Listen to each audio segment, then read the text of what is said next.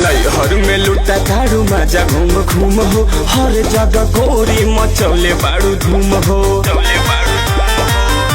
बाटा तारू जवानी बनाई के अचार, बाटा तारू जवानी बनाई के अचार। जब जैबू ये जान ससुराल तब से जियो पे पूछी ना भता। जब जैबू ये जान ससुराल नैहर में लुटा तारू मजा घूम घूम हो, हर जगह गोरी मचौले बारू धूम हो।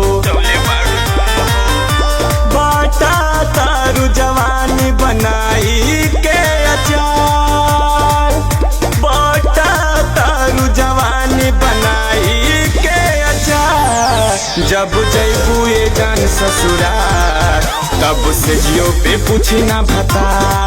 जब जैबू ये